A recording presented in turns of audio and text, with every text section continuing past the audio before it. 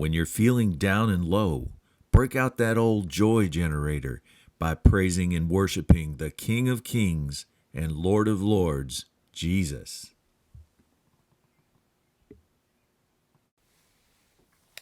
Top of the morning to you. So when we read Psalm 95 with the eyes of love and a firm determination to get to know our God better, it's another opportunity to learn from those who went before us. After all, if we don't learn from our history, we are doomed to repeat it. The psalmist starts out encouraging us to sing to the Lord. And what is it about singing that's better than just saying the words? Well, for one, singing evokes passion and intensity. It contains a rhythm that helps us remember the words. Research has shown singing can be good on many levels. It helps reduce stress, boosts immunity and lung function, enhances memory, improves mental health, helps to cope with physical and emotional pain.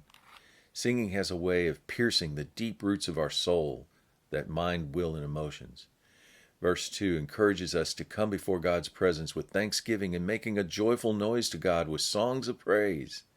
Now, while God probably appreciates, and I'm sure He does, He appreciates in these praise and worship songs, they're for our benefit. In fact, He made us to reap benefits when we sing His praise.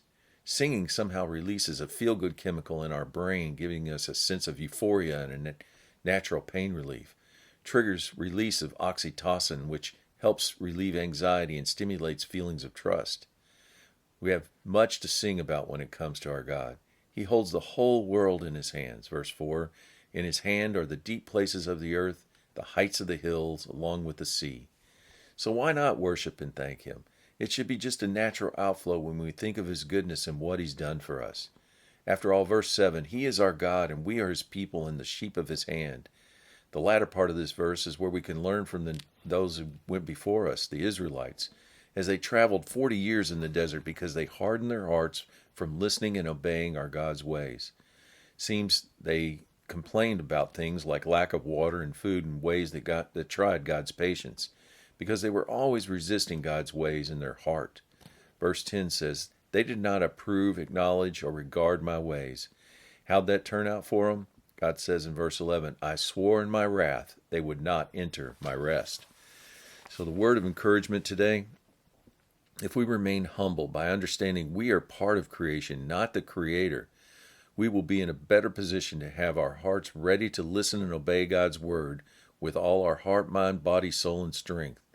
This makes us pleasing to God with a natural byproduct of His favor and protection, which stimulates us to praise and worship Him in song, which in turn then stimulates our body to respond with joy.